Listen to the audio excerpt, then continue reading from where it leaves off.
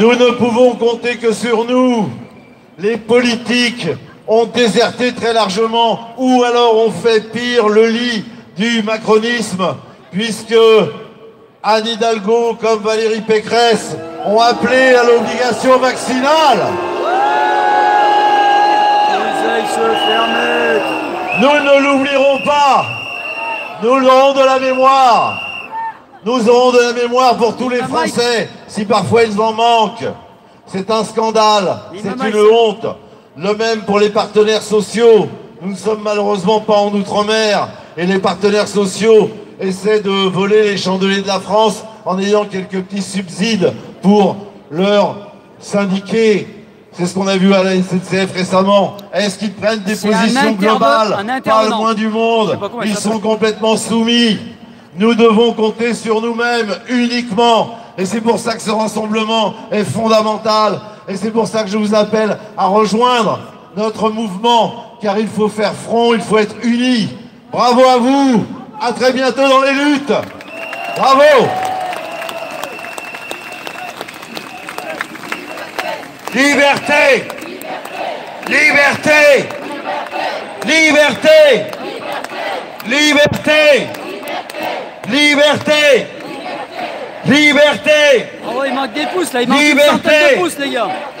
Liberté! Liberté! Poussez, poussez! Abonnez-vous, poussez! Parce qu'on perd des abonnés. Il y a toujours des personnes qui continuent à arriver. Je vous invite donc, une fois de plus, à laisser un passage de 3 mètres de large permettant aux personnes qui continuent à arriver. Je vois notamment les personnes avec un drapeau australien qu'on peut applaudir. Laissez-leur de la place pour que tout le monde puisse, s'il le souhaite, se décaler jusqu'au bout. Merci à vous. Et dans les drapeaux qui n'ont pas été cités, il y avait également les Corses qui sont présents.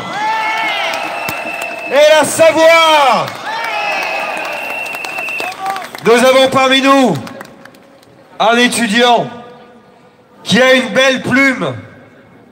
Vous l'avez déjà entendu plusieurs fois. Il s'agit de Fabien, vous pouvez l'applaudir. Mesdames, Mesdemoiselles, Messieurs, j'entends dire que le variant Omicron serait particulièrement résistant au vaccin. Mais c'est passé sous silence une autre résistance qui est particulièrement nécessaire aujourd'hui. La nôtre, la vôtre. Alors je vois, chez moi, à l'école normale supérieure, certains étudiants qui, outre ceux qui tombent malades, comme il est de coutume en automne, subissent des troubles qu'ils n'auraient jamais dû subir. Je veux parler des effets secondaires. Encore mardi, jour de mon atelier de théâtre à l'ENS, nous apprenions qu'une étudiante ne pourrait se joindre à nous parce qu'elle était, je cite, tombée dans les pommes ce matin en recevant ma 3e dose de vaccin. Sans parler de mes professeurs, j'ai un professeur dans mon département qui a eu sa 3e dose et j'entendais encore hier ses collègues en train de discuter. Et il a eu des troubles après la 3e dose, pire que les symptômes du Covid qu'a eu la directrice du même département. C'est dire, comment peut-on rester de marbre face à une telle situation? Mais je vais vous le dire, en perdant toute philosophie, toute humanité, toute hauteur d'âme, cela n'est pas tolérable. Et je trouve bien regrettable qu'à l'ENS, les esprits ne soient pas plus éveillés, alors même que toute la culture est renfermée chez ces gens-là. N'oubliez pas de vous abonner aux 2 chaînes. Je vais vous donner un texte, quelques extraits d'un texte que j'ai découvert il y a 1 mois pour appuyer mon propos. Ce texte a 2400 ans. Il s'agit de la guerre du Péloponnèse, de l'historien grec Thucydide. Le contexte est celui d'une hégémonie athénienne. Et les Corinthiens s'adressent aux Lacédémoniens qui ne réagissent pas. Et les Corinthiens disent ceci. Mais c'est votre faute à vous, car vous avez frustré de leur liberté, non seulement jusqu'à présent les sujets qu'ils ont asservis, mais ce n'est pas l'auteur de l'asservissement, c'est celui qui peut y mettre un terme et n'en a pas souci.